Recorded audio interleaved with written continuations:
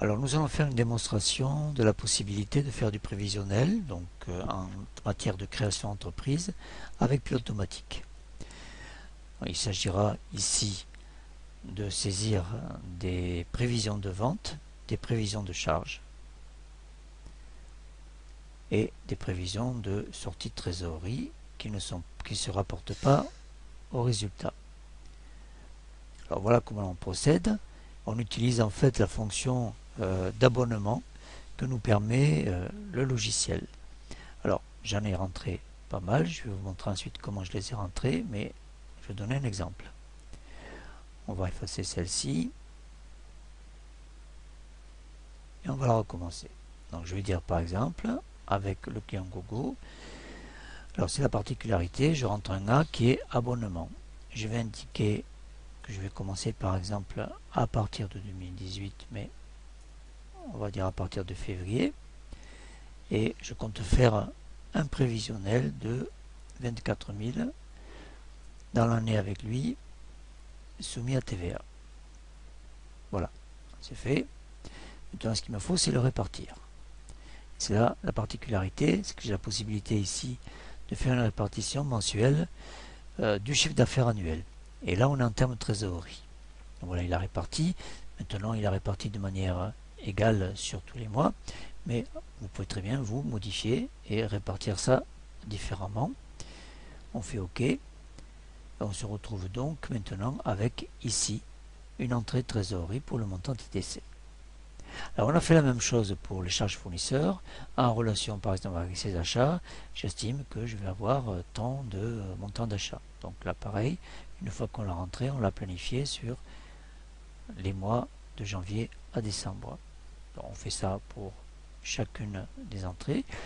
Les charges fixes, j'ai rentré des locations tout simplement, voilà, pour 8000, que j'ai étalé sur des trimestres.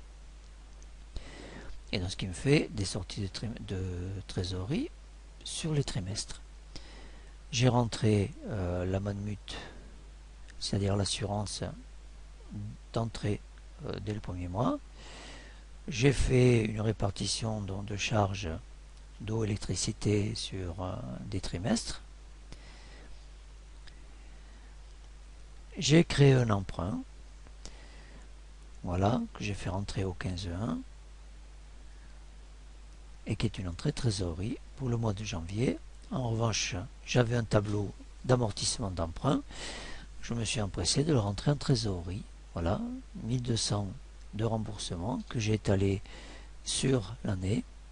Et également, j'ai eu des intérêts d'emprunt, qui est là une charge, que j'ai étalé également pour le montant total, 1500, sur les mois. Alors, à charge pour vous, éventuellement, si effectivement une mensualité peut faire varier les intérêts, donc vous allez modifier ça et le faire au plus près de de votre tableau.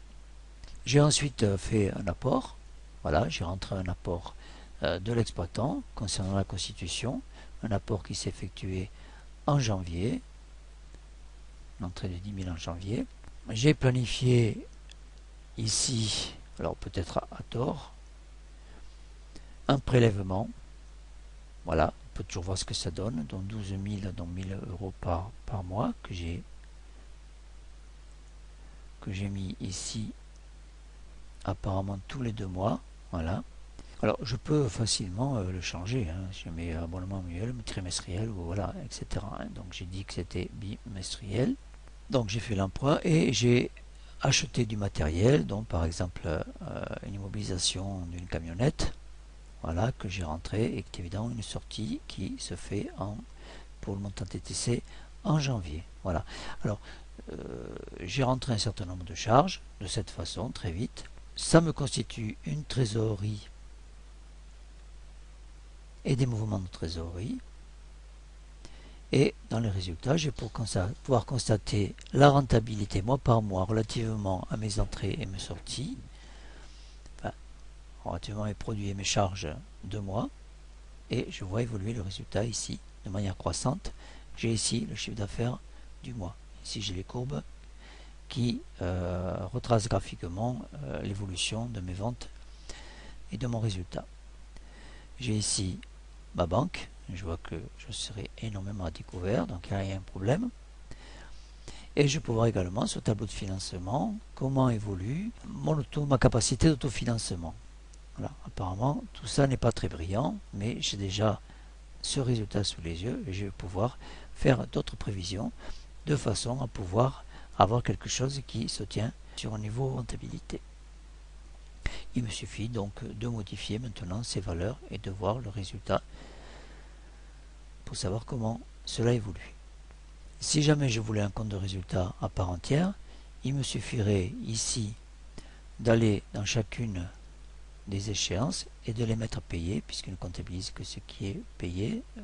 Donc ici vous viendrez là si tout était payé et vous demanderiez à générer les écritures mois par mois et vous les exporteriez sur votre logiciel, lequel vous sortira un compte de résultat et un bilan évidemment sur la base de toutes ces écritures que vous aurez générées grâce au prévisionnel.